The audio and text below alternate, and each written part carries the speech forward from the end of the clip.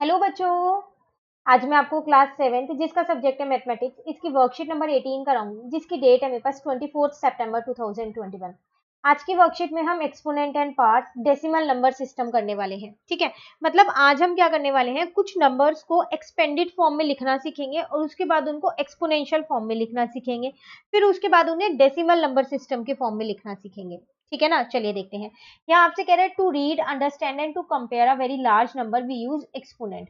तो जब भी किसी भी नंबर को रीड करना हो या फिर समझना हो या फिर कंपेयर करना हो, जो बड़े नंबर्स होते हैं उसके लिए हम क्या यूज करते हैं, एक्सपोनेंट यूज करते हैं। एक्सपोनेंट मतलब क्या है, पार यूज करते हैं। ठीक है, कैसे, जैसे देखो यहाँ आपसे कह रहे हैं एक्सपेंडेड फॉर्म ऑफ नंबर, आपको एक नंबर दे दिया है 47561, इसकी एक्सपेंडेड फॉर्म क्या है।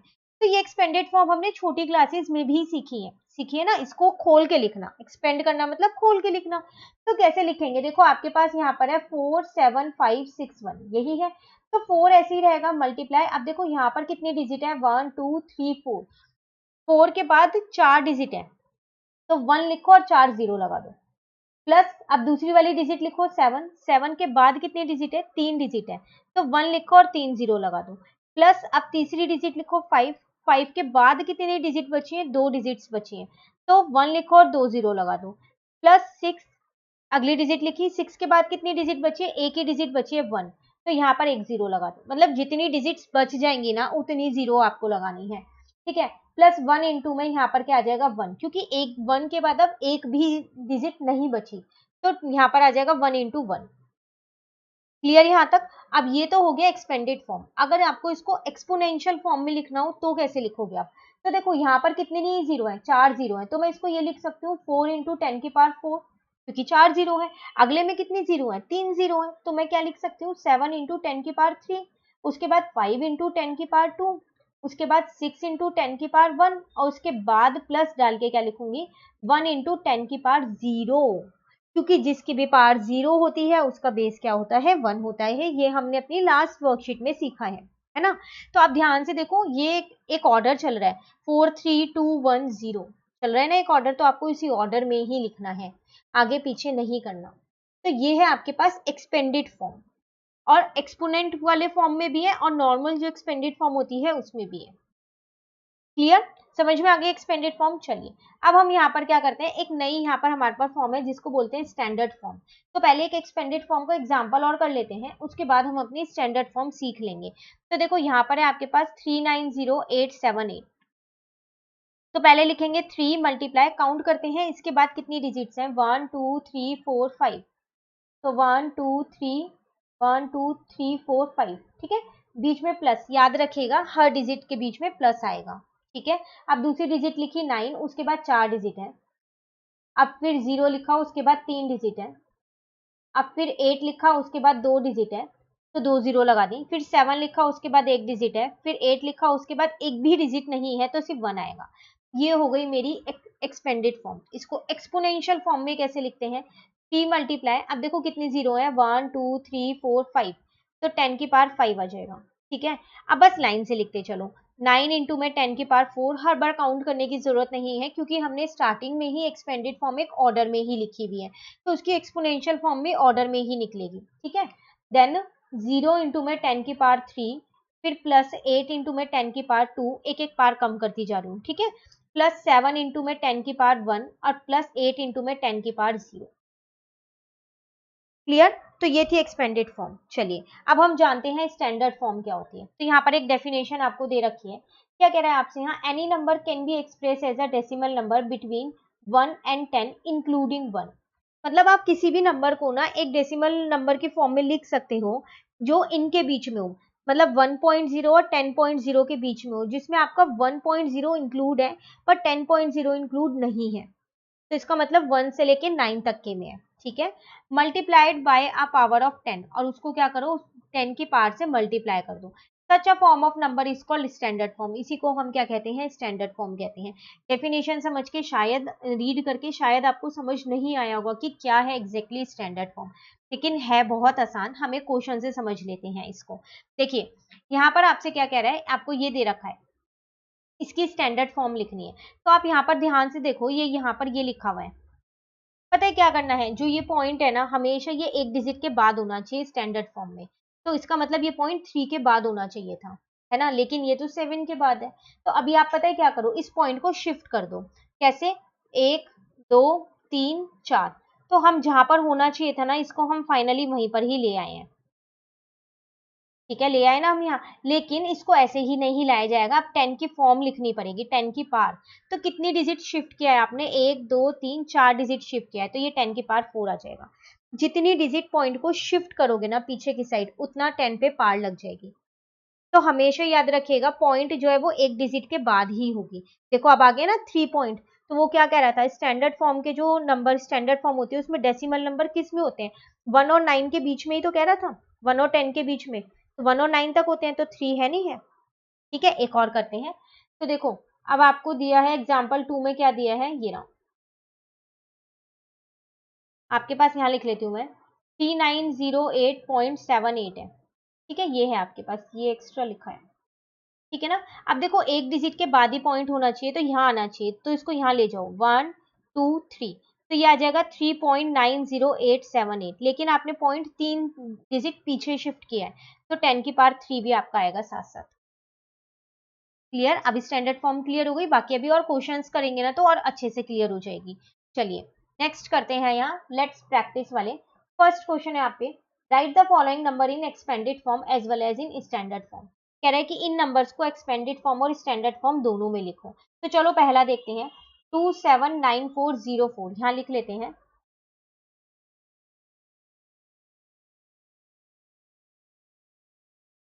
279404।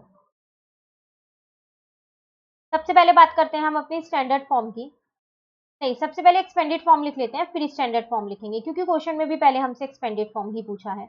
अब एक्सपेंडेड फॉर्म तो हमें अच्छे से आ गई है ना। तो 2 लिखा, मल्टीप्लाई, इसके बाद कितनी डिजिट है, 1 2 3 4 5 है, तो यहाँ पर 5 जीरो में लगा देती हूँ, 1 2 3 4 5। फिर 7 इंटू में कितनी आ जाएंगी, 4 जीरो आ जाएंगी। फिर 9 इंटू में कितनी आ जाएंगी, 3 जीरोज आ जाएंगी। फिर 4 इंटू में कितनी आ जाएंगी, 2, क्योंकि उसके बाद 2 डिजिट है। देन 0 इंटू में 1 आएगी, और 4 इंटू में कितना आ जाएगा, 1 आ जाएगा। इसकी एक्सपोनेंशियल फॉर्म अगर हम देखें तो 2 इंटू में कितने जीरो है, 1 2 3 4 5, तो 10 की पावर 5 हो जाएगा। प्लस 7 इंटू में 10 की पावर 4 हो जाएगा। प्लस 9 इंटू में 10 की पावर 3 हो जाएगा। प्लस 4 इंटू में 10 की पावर 2 हो जाएगा।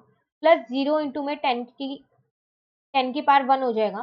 प्लस 4 इंटू में 10 की पावर 0 हो जाएगा। ऑर्डर से लिखना, 5 4 3 2 1। ठीक है, स्टैंडर्ड फॉर्म देखें,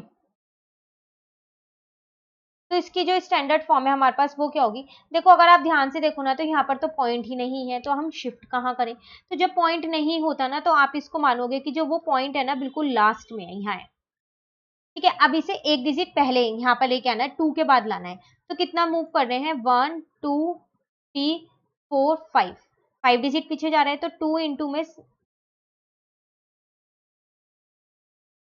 तो 2.7940.4 इंटू में 10 की पार कितनी आ जाएगी, कितनी डिजिट पीछे किया आपने, 1 2 3 4 5, तो 10 की पार 5, ये आ गई आपकी स्टैंडर्ड फॉर्म।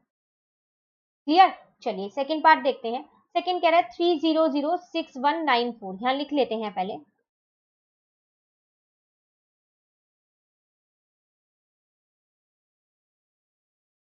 ठीक है, अब बात करते हैं हम सबसे पहले एक्सपेंडेड फॉर्म की। तो देखो 3 मल्टीप्लाई कितनी डिजिट है, 1 2 3 4 5 6, तो 1 2 3 4 5 6।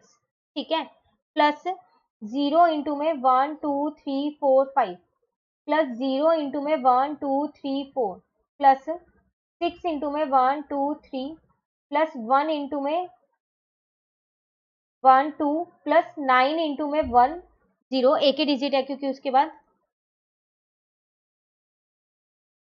अब प्लस 4 इंटू में 1।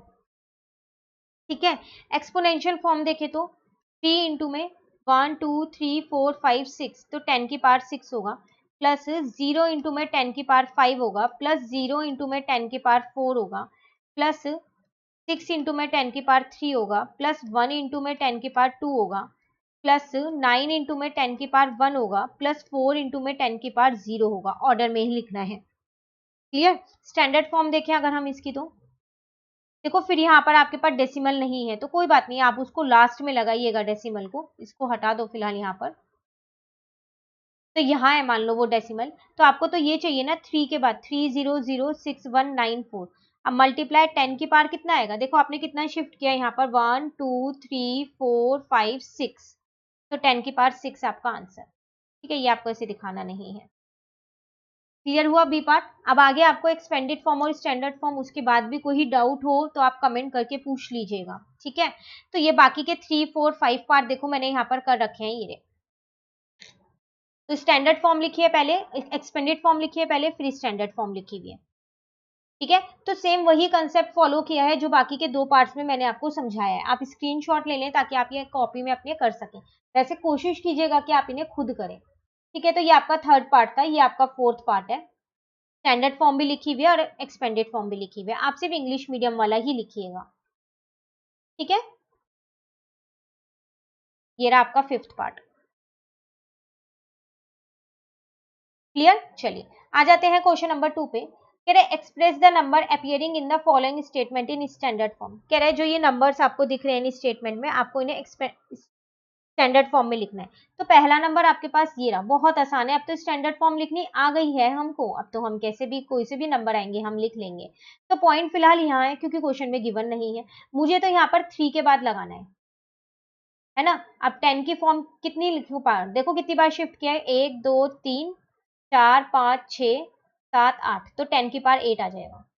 ठीक है, अब इसका देखो, ठीक है ना। पॉइंट कहाँ लगाना है, एक डिजिट के बाद ही लगाना है 1.4। बाकी के आगे के जीरोस कभी भी नहीं लिखते हैं स्टैंडर्ड फॉर्म में, क्योंकि वो हम 10 की पावर बना रहे हैं इसलिए नहीं लिखते हैं। ठीक है, सिर्फ डिजिट जो होती है जैसे 1 to 9 तक के बीच के नंबर, 1 to 9 के जो नंबर है सिर्फ वही लिखते हैं। ठीक है, तो देखो कब यहाँ था ना, पॉइंट शिफ्ट करो, 1 2 3 4 5 6 7 8 9, तो यहाँ आ जाएगा 9। क्लियर, ऐसे ये वाला और ये वाला सेम ऐसे ही होगा। तो देखो ये भी मैंने यहाँ पर सॉल्व कर रखा है, ये रहा। बस ये ध्यान रखिएगा जब भी आपको पॉइंट ना दिया हो स्टैंडर्ड फॉर्म में, तो आपको लास्ट में लेना है, राइट हैंड साइड पर ही लेना है, लेफ्ट में नहीं लेना है। ठीक है, और एक के बाद ही आएगा पॉइंट, और जब आप स्टैंडर्ड फॉर्म लिखोगे तो उसमें जीरोज नहीं लिखोगे क्योंकि वो 10 की फॉर्म बन चुकी है। ठीक है ना, आप इसका स्क्रीनशॉट ले लो ताकि आप इसे कॉपी में अपने कर सको। कोशिश कीजिएगा पूरी वर्कशीट समझने के बाद खुद करो, बहुत आसान टॉपिक है। एक बार माइंड में सेट हो गया ना तो फिर आप सारे क्वेश्चंस खुद कर पाओगे। क्लियर, तो चलिए इसी के साथ ये वाली वर्कशीट हमारी यहाँ पर कंप्लीट हो जाती है। कौन सी, वर्कशीट नंबर 18।